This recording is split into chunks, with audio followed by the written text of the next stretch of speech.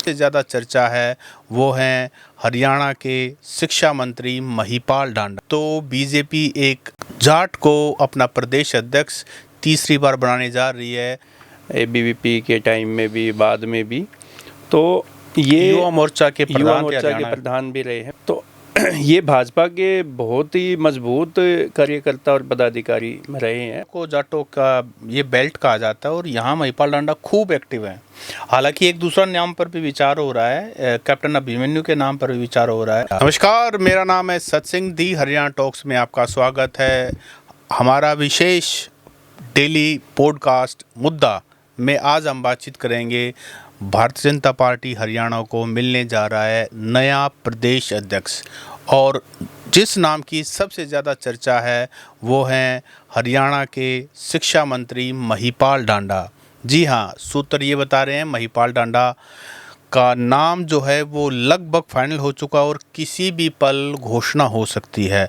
अगर महिपाल ढांडा बीजेपी के नए अध्यक्ष बनते हैं, जो कि अभी सिर्फ 50 साल की उम्र है, उनके पास हरियाणा का higher education, school education, archives, parliamentary affairs, इस तरह के इम्पोर्टेंट पोर्टफोलियो हैं। पानीपत ग्रामीण से वो चुनाव लड़ते हैं, तीसरी बार के विधायक हैं।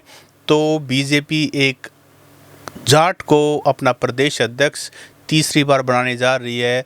तो इसके पीछे क्या है रणनीति, चर्चा करने के लिए वरिष्ठ पत्रकार ओपी वशिष्ठ हैं। इनसे हम पूरी बातचीत करेंगे। वशिष्ठ साहब, आपका स्वागत है। जी सर, थैंक यू। तो हरियाणा को जो बीजेपी है वो एक बार फिर जाट प्रदेश अध्यक्ष देने जा रही है। सतसिंह जी, वैसे तो आप ठीक कह रहे हैं, जाट ही प्रदेश अध्यक्ष बनने जा रहे हैं। और इसके पीछे आपने पिछले दिनों एक फ़िल्म रिलीज़ हुई है जो सन्नी देओल और अपने रोहतक के जसैया से रणदीप हुड्डा जो है, वो दोनों ही इसमें काम कर रहे इस फिल्म में। और उस फिल्म को लेके आपने देखा होगा, जाटों को लेके ना काफ़ी इसको प्रमोशन भी किया गया इस फिल्म को। और फिर उसके बाद अचानक से अपने प्रधानमंत्री नरेंद्र मोदी दिल्ली में एक सिनेमा हॉल में पहुँच जाते हैं जाट फिल्म देखने के लिए। तो उसी दिन से तय हो गया था कि हरियाणा में जो है प्रदेश अध्यक्ष जाट बनने जा रहा है। लेकिन ये देखिए कि जो दोनों जिन्होंने फिल्म बनाई है, सनी देओल तो बीजेपी के सांसद हैं और रणदीप हुड्डा का जो परिवार है वो बीजेपी से संबंध है, तो सीधा सीधा दोनों बीजेपी पार्टी से जुड़े हुए हैं। हाँ, रणदीप हुड्डा की जो मदर है आशा हुड्डा, वो बीजेपी की प्रदेश में महिला मोर्चे में रही है, पदाधिकारी भी रही है और लंबे समय से बीजेपी से ही जुड़े हुए हैं जी। और जो जाट मूवी आई है, हालांकि फिल्म है, फिल्म को फिल्म की तौर पे ही रखना चाहिए, देखना चाहिए, लेकिन उसको भी एक एजेंडा आधारित फिल्म बताया जा रहा है।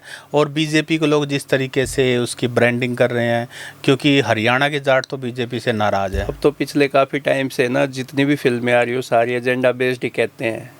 आम पब्लिक में जो एक परसेप्शन बना, कंगना रनौत की फिल्में हों और इस तरह इमरजेंसी की बात करो या कोई फाइल की बात करो, तो सारी वो बातें जो है, जो एक आम परसेप्शन जो पब्लिक में जो विपक्ष की जो भाषा है। लेकिन एक परसेप्शन जरूर बदल रहा है। 2024 के अक्टूबर चुनाव से पहले ऐसा कहा जा रहा था हरियाणा में कि जाट बीजेपी से नाराज है, लेकिन परिणाम तो कुछ और ही कह रहे हैं। अगर जाट इतने नाराज हैं बीजेपी से, तो तीसरी बार सरकार कैसे आ गई है? क्योंकि 25, 27, 28, कुछ तो 30% तक जाटों की संख्या बताते हैं। अगर 30% पॉपुलेशन किसी भी खिलाफ है तो कैसे बन सकते हैं? क्योंकि जीत और हार का मार्जिन 0.5। जाट तो नाराज़ थे ही, इसमें तो आप ये तो सभी को पता ही है। अगर 5%, 7% वोट परसेंट अगर बीजेपी के साइड में आ भी गया तो वो भी उनका ये नहीं कह सकते कि जाट नाराज़ नहीं थे। और आप ये देखिए कि 1% के आसपास ही ये वोट परसेंट का रहा अंतर कांग्रेस और बीजेपी में। और बीजेपी के कितने जाट नेता जीते हैं ये आपको ही पता है। तो अभी जो शिक्षा मंत्री हैं महिपाल ढांडा, ऐसी बात चल रही है कि इनको प्रदेश अध्यक्ष बनाया जा सकता है। और क्योंकि शुरू से देखो, महिपाल ढांडा जो है वो एबीवीपी से जुड़े रहे हैं, छात्र नेता रहे हैं और लंबे समय तक एबीवीपी में उन्होंने काम किया। फिर वो युवा मोर्चा में आए, किसान मोर्चा में भी उनको जिम्मेदारी दी गई है, और आज के टाइम में वो बड़ा इम्पोर्टेंट जो मंत्रालय है उनके पास, शिक्षा विभाग, जो शिक्षा मंत्री हैं। और भी कई डिपार्टमेंट है, लेकिन जो मेन जो है वो शिक्षा विभाग है। तो और उन्होंने धर्मेंद्र प्रधान जो केंद्रीय शिक्षा मंत्री है उनके साथ भी काम किया है, एबीवीपी के टाइम में भी, बाद में भी। तो ये युवा मोर्चा के प्रधान भी रहे हैं, वही मैं आपको बता रहा हूँ। तो ये भाजपा के बहुत ही मजबूत कार्यकर्ता और पदाधिकारी रहे हैं, और इन्होंने काम भी जम के किया। और सबसे बड़ी बात है कि ये जाटों का इसमें ना दिखता भी है। जो आप देखोगे उनकी भाषा शैली है, दबंगई है। दबंगई का मतलब ये ऐसा नहीं कि वो कोई वैसे, लेकिन मतलब बोल्ड कह सकते हैं, बोल्ड नेता के तौर पे इनकी पहचान है। और पानीपत ग्रामीण से ये 3 बार से अब लगातार चुनाव जीतते आ रहे हैं, और आपकी बार तो मार्जिन भी बहुत ज़्यादा था। तो महिपाल ढांडा का जो है संगठन में उनको काफ़ी अनुभव भी है, अभी युवा भी है, क्योंकि 51 साल की उम्र तक तो युवा ही कहते हैं सब। तो युवा भी है जो लंबे समय तक संगठन में काम भी कर सकते हैं। हालांकि भाजपा में केवल 2 बार ही ऐसा मौका मिला है कि जब एक ही नेता को 2 बार प्रेसिडेंट का जिम्मेदारी मिली है, वो रामविलास शर्मा जी है।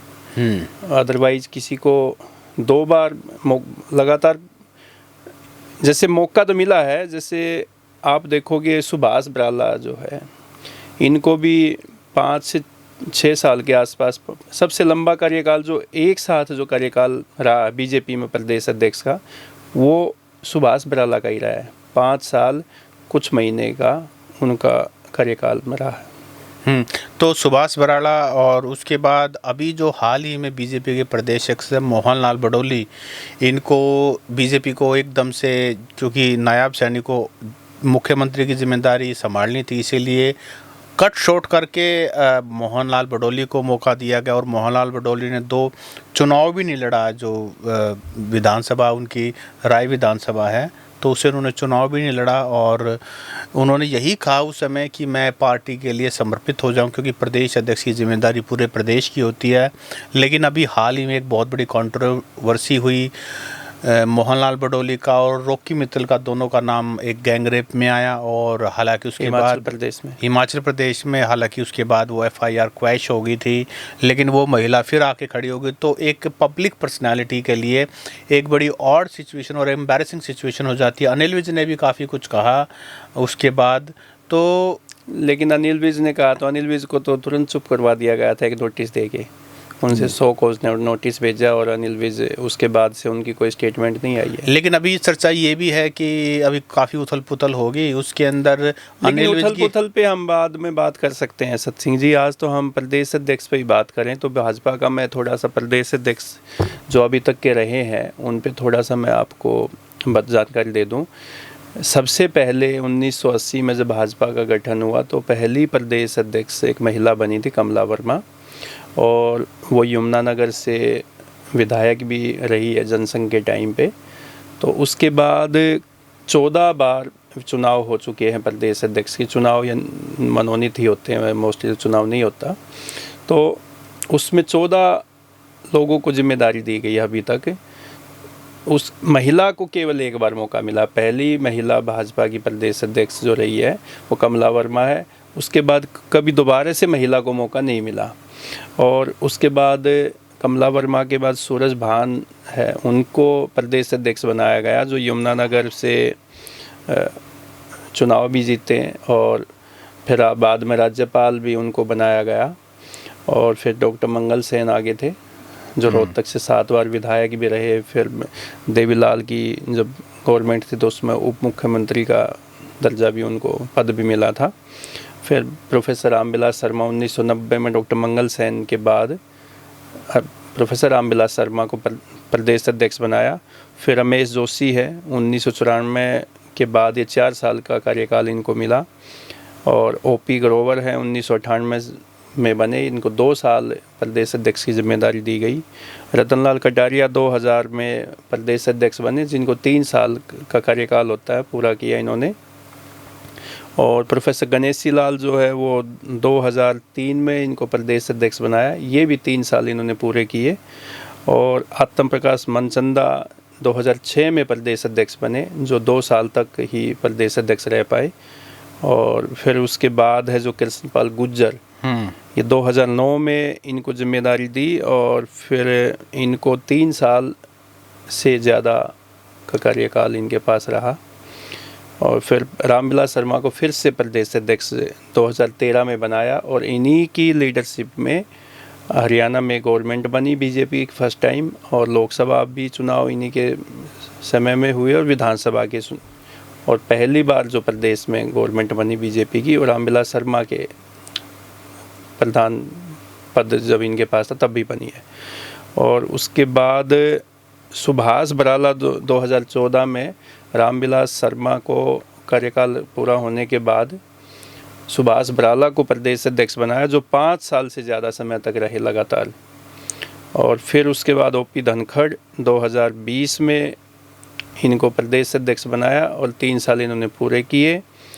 नायब सैनी 2024 में रहे, और आज तक का हरियाणा का जो इतिहास है बीजेपी का, वो सबसे कम समय जो है प्रदेश अध्यक्ष रहे, केवल 255 दिन ये प्रदेश अध्यक्ष रहे।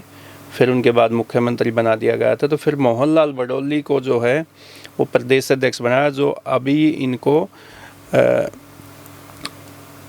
कार्यकाल अभी 3 साल इनको पूरे नहीं हुए। तो जिनका नाम आपने बताया नायब सैनी, तो नायब सैनी सबसे छोटे लेकिन अकेले ऐसे बंदे हैं जो मुख्यमंत्री बने। ऐसा प्रदेश अध्यक्ष जो मुख्यमंत्री बना बीजेपी नहीं, पहले जैसे केंद्रीय मंत्री बन चुके हैं, कृष्णपाल गुर्जर है केंद्रीय मंत्री रहे, प्रोफेसर गणेशी लाल है वो राज्यपाल रहे, और मुख्यमंत्री तो पहले ही रतनलाल कटारिया जो है ये केंद्रीय मंत्री रहे। आजकल तो स्वर्गवास हो चुका उनके, उनकी वाइफ ने चुनाव भी लड़ा था बंतो ने, लेकिन चुनाव नहीं जीत पाई लोकसभा का जी। और राज्यपाल तो कई हाँ, लेकिन मुख्यमंत्री पहले ही हैं। हाँ, मुख्यमंत्री फर्स्ट टाइम है जो प्रदेश अध्यक्ष रहे, और फिर उसके बाद और उन्हीं का जो टेन्योर था कट शॉर्ट हुआ, तब मोहनलाल बडोली को मौका मिला। और अब जो है बीजेपी अपना अगला प्रदेश अध्यक्ष जो है, ऐसा कहा जा रहा है सूत्रों के हिसाब से कि महिपाल ढांडा को जिम्मेदारी मिल सकती है। लेकिन ओपी जी, इसके अंदर ऐसा भी कहा जा रहा है कि महिपाल ढांडा अपने शिक्षा मंत्रालय से बहुत खुश हैं, वो प्रदेश अध्यक्ष की जिम्मेदारी नहीं चाहते, क्योंकि जो मज़े मंत्री के होते हैं प्रदेश अध्यक्ष के वो मज़े नहीं होते। राजनीति में तो पावर होती है। भाजपा पार्टी ऐसी है, इसमें प्रदेश अध्यक्ष में जो संगठन की जो जिम्मेदारी मिलती है ना, वो किसी मंत्री एमएलए से कम नहीं होती। मतलब आप ये मानिए कि प्रदेश अध्यक्ष जो है वो मुख्यमंत्री के पैरेलल सरकार चलाता है। अब कभी भी देख लीजिए, जब मनोहर लाल मुख्यमंत्री थे तो ओपी धनखड़ प्रदेश अध्यक्ष थे। ओपी धनखड़ का भी जो कुर्सी रुतबा जो है वो कम नहीं था, और उनके भी पीछे गाड़ियों की यूँ लगा लो कि वो जो नहीं, रुतबा आपकी बात ठीक है कि अगर कहीं कुर्सी डलेगी तो प्रदेश अध्यक्ष की कुर्सी मुख्यमंत्री के बराबर डलेगी। और आपको अगर याद हो, एक बार बादली के अंदर ओम प्रकाश धनखड़ कोई सभा कर रहे थे और वो ये कह रहे थे कि भाई मुख्यमंत्री कुर्सी और मेरी कुर्सी जो हैं बराबर में डलती हैं, लेकिन अगर तुम एक बार साथ दे दो। चुनाव हार चुके थे वो और 2024 के चुनाव की तैयारी कर रहे थे, तो वो कह रहे थे तुम चाहो तो यहाँ पर सिर्फ एक अकेली कुर्सी रह सकती है, यानी कि मुख्यमंत्री का मौका मुझे मिल सकता है अगर आप लोग मुझे विधानसभा चुन करके भेज दीजिए। लेकिन धनखड़ की वो तमन्ना पूरी नहीं हुई ना, वो चुनाव भी हार गए और बादली की जनता ने उनको वो ना वो प्रदेश अध्यक्ष बने और ना वो विधायक बने। हालांकि उनको खुश करने के लिए केंद्र प्रदेश में भाई नाराजगी ना हो, आपस में मनमुटाव ना हो नेताओं के बीच में, और क्योंकि उनसे जूनियर ही है नायब सैनी जी जो मुख्यमंत्री बनाया, तो धनखड़ साहब तो फिर काफ़ी सीनियर है, संगठन के मजे हुए खिलाड़ी भी रहे हैं, लेकिन भाजपा के राष्ट्रीय किसान मोर्चा के अध्यक्ष भी रह चुके हैं, कई प्रदेशों के प्रभारी भी रह चुके हैं, हिमाचल प्रदेश। सारी बातें ठीक है, लेकिन मुख्यमंत्री बनाने की जब बारी आई तो उनको कंसीडर नहीं किया गया, तो कंसीडर किया गया नायब सैनी को। ओबीसी वोट बैंक पर नज़र थी। मैं ये जानना चाहता हूँ ओपी जी कि महिपाल ढांडा एक युवा जाट, तीसरी बार का विधायक, विधानसभा में अभय सिंह चौटाला से भिड़ जाना, अभय सिंह चौटाला जानबूझकर इन पर पर्सनल कमेंट भी करते हैं, लेकिन ये भी घबराते नहीं हैं। ऐसा बताते हैं कि महिपाल ढांडा जी का ना पहले जो कारोबार रहा है वो मुर्गी फार्म, उनका पोल्ट्री वगैरह से संबंध रहा है काम धंधा, क्योंकि वो वैसे भी आम साधारण किसान परिवार से ही संबंध रखते हैं। तो अभय सिंह चौटाला को तो चुटकी लेने का बड़ा वो होता है, वो तो किसी को भी चुटकी लेते हैं, तो वो ऐसे कमेंट कर देते थे इन पे ऐसे। तो लेकिन ये भी पूरे दबंगई के साथ उनका जवाब देते थे विधानसभा में खड़े होके। और महिपाल ढांडा जो है, आप देखोगे किसी भी जनसभा में आए, कहीं पे भी किसी कार्यक्रम में जाए, एज ए शिक्षा मंत्री अभी 2 दिन पहले यहाँ महर्षि दयानंद विश्वविद्यालय का जो 50वां स्थापना दिवस था, शनिवार को ही था, शनिवार को 19 तारीख को, तो वहाँ पे ये एज ए विशिष्ट अतिथि। उससे पहले भी रोहतक में बहुत आना जाना, रोहतक को जाटों का ये बेल्ट कहा जाता है और यहाँ महिपाल ढांडा खूब एक्टिव है। हालांकि एक दूसरा नाम पर भी विचार हो रहा है, कैप्टन अभिमन्यु के नाम पर भी विचार हो रहा है, लेकिन कैप्टन अभिमन्यु का मुझे नहीं लगता, क्योंकि कैप्टन अभिमन्यु का तो अब जितना इतने एक्टिव भी नहीं है। हाँ, लेकिन ये कहा जा रहा है कि पॉलिटिक्स में आप देखोगे तो उतने एक्टिव नहीं है। नहीं, ये भी कहा जा रहा है कि ये कैप्टन अभिमन्यु का नाम कहा तो जा रहा है, लेकिन शायद बात इसलिए नहीं बनती जा रही। एक तो बीजेपी जाटों को खुश करना चाहती है, और कैप्टन अभिमन्यु 2016 के प्रकरण के बाद समाज का एक खास वर्ग है, वो उनसे नाराज लोग है, वो उनसे नाराज है। हालांकि उनमें उनकी कोई गलती नहीं, उनका घर खुद का नुकसान हुआ, सारी चीज़ें हुई, उनको आर्थिक नुकसान भी हुआ और उनका परिवार भी बाल बाल बचा, बहुत सारी बातें हैं उसको लेकर के, लेकिन उस दौरान उनसे नाराज़गी बहुत सारे लोगों की हुई। उस टाइम पे जो जाट एजिटेशन हुआ, जो हिंसा हुई, और उसमें जो काफ़ी जाट समाज के युवा जो जेलों में गए, सीबीआई उस प्रकरण में सीबीआई की इंक्वायरी भी आज भी पेंडिंग है। आज भी लोग जो यहाँ के रोहतक के, झज्जर के, जींद के, सोनीपत के, ऐसे हिसार के कुछ ऐसे युवा है कि जो आज भी पंचकुला सीबीआई कोर्ट के चक्कर लगा रहे हैं, और उन पे बाद में भी कई और भी नई एफआईआर भी हुई है पिछले दिनों। जो हाँ, ये एफआईआर थी जो पहले से सीबीआई की इंक्वायरी चली हुई थी, उसके बाद 1-2 और भी एफआईआर उन पे हो चुकी है। हालांकि जो यशपाल मलिक है वो ये कहते थे कि मैंने सभी केस खारिज करने के लिए सरकार के साथ में काफ़ी आंदोलन भी किया, संघर्ष भी किया, और सरकार ने भी एक बार तो ये कहा था कि ये केस ख़त्म हो जाएंगे, लेकिन वो केस आज तक ख़त्म तो नहीं हुए। बहुत सारी बातें चली, लेकिन उस प्रकरण में कैप्टन साहब को काफ़ी पॉलिटिकली भी काफ़ी नुकसान हुआ, तो इसलिए बीजेपी जो भी स्टेप रखेगी वो बहुत सोच समझ के रखेगी कि अगर जाटों के वोट बैंक को साधना है तो हमें एक ऐसा बंदा देना पड़ेगा जो यंग भी हो, जो पॉपुलर विधायक हो, बोलना भी जानता हो, और जाट समाज उसको एक्सेप्ट भी करे। तो मैंने एक चीज़ और ऑब्जर्व की है, जब महिपाल ढांडा रोहतक में आते हैं तो जाट समाज के कुछ खास लोग जो शायद वोट ना करते हैं बीजेपी को, लेकिन ढांडा साहब के नाम पर उनके प्रोग्राम अटेंड करने आ जाते हैं, उनको अपने पास भी बुलाते हैं, वो उनके पास भी जाते हैं, उनसे अपने काम भी करवाते हैं, क्योंकि नज़र तो पार्टी की सब। देखो, भाजपा की जब तीसरी बार प्रदेश में सरकार बनी तो जाटों का थोड़ा सा भाजपा के प्रति सॉफ्ट कॉर्नर अब दिखाई देने लग गया। कारण ये भी है, जाने के लिए जगह नहीं बची, अब कहीं जगह नहीं है। 5 साल का लंबा कार्यकाल अभी बचा है, तो अब जाट तो फिर वैसे भी पढ़े लिखे हैं, समझदार है, सक्षम है, हर चीज़ में सियाणे भी है, राज के पूत हो गए, राजनीति से या सत्ता से काफ़ी दूर, ज़्यादा दूर रह नहीं सकते ज़्यादा समय तक। तो अब एक मैं छोटा सा एग्जांपल आपको देना चाहूँगा।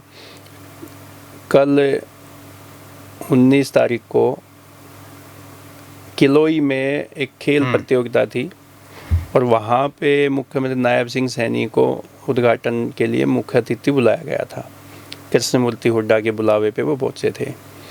तो वहाँ जब जैसे ही मुख्यमंत्री जी वहाँ पहुँचते हैं किलोई में, तो महिलाओं ने 101 घरों से दूध इकट्ठा किया, और वो दूध मुख्यमंत्री नायब सिंह सैनी को पिलाया।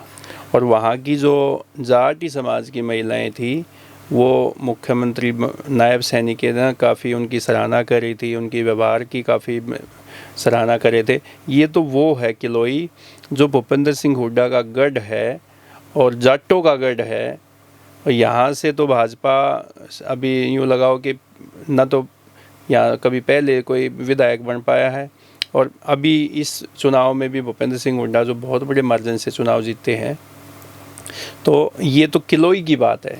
लेकिन ओपी जी, आप इतने पुराने पत्रकार हैं, वरिष्ठ पत्रकार हैं, ये सब कुछ तो हुआ, लेकिन आपको नहीं लगता ये सब कुछ जानबूझ के, सोच समझ के, पूरी प्लानिंग के साथ इस तरह की पिक्चर्स बाहर आती हैं कि मुख्यमंत्री जाएंगे और वहाँ बीजेपी की पैठ हो गई है, इस तरह का कोई फोटोग्राफ, इस तरह का कोई कार्यक्रम पर प्रायोजित किया जाए। लेकिन एक बात आपने बिल्कुल सही कही है कि नायब सैनी का जो व्यवहार है वो वाकई में, एक बार जो उनसे इंटरेक्ट कर लेना, वो कहते हैं कि भाई मुख्यमंत्री तो ऐसे ही होना चाहिए हरियाणा का। ये किलोई में जो नायब सिंह सैनी मुख्यमंत्री आए और उनको जो 101 घरों से दूध पिलाया गया, ये मुझे लगता है कि जो पिछले दिनों आपने एक घटना हुई थी, जब कोई बीजेपी का संगठन का कोई कार्यकर्ता था, बूथ लेवल का था या क्या था, उसमें मनीष ग्रोवर, सतीश नांदल, कुछ और नेता थे, वो किलोई गांव में ही गए हुए थे। और वहाँ किलोई गांव में ही गांव ग्रामीणों ने उनका घेराव कर लिया था, उनको बंधक बनाने की भी बातें आई थी। कई घंटों तक वो वहाँ गांव में एक बंधक की स्थिति में रहे थे, और वो काफ़ी मामला उछला भी था। तो वो बाद में फिर उसको लेके मनीष ग्रोवर के इस पूरे घटनाक्रम को लेके जो यहाँ के सांसद थे और वर्तमान में या अपने मंत्री है अरविंद शर्मा जी, उन्होंने भी एक स्टेटमेंट देनी पड़ी थी। तो वो जो घटनाक्रम हुआ था वो किलोई में ही हुआ था, और किलोई में ही अब ये मुख्यमंत्री जी को बुलाया गया। मतलब ये देखिए कि वो उस घटना को अब डैमेज करने के लिए, कि वो घटना कुछ नहीं थी भाई, वो सब ऐसा ही था कि यहाँ के लोग जो है बीजेपी को भी पसंद समय का करते हैं। फेर भी है, समय का फेर भी, तो और ये जिस तरीके से वो भी तो एक हो सकता है ना कि उससे वो जो घटना हुई थी उससे कनेक्ट करके अब ये ऐसा किया गया, उसको न्यूट्रलाइज करने के लिए ये घटना हो सकती है। और साथ में कृष्ण मूर्ति हुड्डा, सबको पता है कि वो पूर्व मुख्यमंत्री भूपेंद्र सिंह हुड्डा के बहुत बड़े कभी करीबी थे या बहुत बड़े क्रिटिक हो चुके हैं। और जिस तरह की उनकी स्टेटमेंट आती है, कई बार तो बिलो द बेल्ट निजी स्टेटमेंट आती हैं, और उन्होंने इस तरह का प्रोग्राम, उन्होंने इस तरह का प्रोग्राम निजी हो जाते हैं कई बार। उन्होंने इस तरह का जो प्रोग्राम करवाया कलोई में, ये मैसेज देने की कोशिश की है कि भाई हुड्डा के नाम पे कलोई में सिर्फ भूपेंद्र सिंह हुड्डा नहीं है, एक कृष्ण मूर्ति हुड्डा भी है जो बीजेपी के लिए रास्ता बनाएगा। और हाँ वही तो। और हालांकि कृष्ण मूर्ति हुड्डा जो है विधानसभा चुनाव में नज़र नहीं आए। ये जो अभी 2024 में विधानसभा का चुनाव हुआ, किलोई की तो कोई टिकट, गड्डी सापला किलोई की तो कोई टिकट पकड़ने वाला नहीं मिला। टिकट लेने वाले थे नहीं, कृष्ण मूर्ति हुड्डा ने खुद टिकट के लिए काफ़ी प्रयास किए, लेकिन उनको टिकट नहीं मिला। और मंजू हुड्डा जो है जिला परिषद की चेयरपर्सन, सतीश नांदल ने चुनाव लड़ने से अब की बार मना कर दिया था कि मैं अब की बार, जिस तरह की हवा थी उनको पता था कि भाई एक छाप और क्यों लगवाए हार की। लगातार कई चुनाव हार चुके हैं। तो गड्डी सापला किलोई से टिकट के लिए कृष्ण मूर्ति हुड्डा काफ़ी प्रयास कर रहे थे, लेकिन उनको टिकट नहीं मिली, और जिला परिषद की चेयरपर्सन मंजू हुड्डा को टिकट मिला। तो मंजू हुड्डा के चुनाव कैंपेन में, प्रचार में कृष्ण मूर्ति हुड्डा कहीं नज़र नहीं आए। तो जिस तरीके से हरियाणा में 2024 के चुनाव आने के बाद जाट जो हैं हुड्डा से नाराज़ हैं, दूसरी तरफ एक जाट प्रदेश अध्यक्ष होगा बीजेपी पार्टी का, आपको लगता है कि जाट, जैसे हम बात भी कर रहे थे कि शाणे हैं, धीरे धीरे अपनी जगह देख लेंगे, उनको कहाँ पर।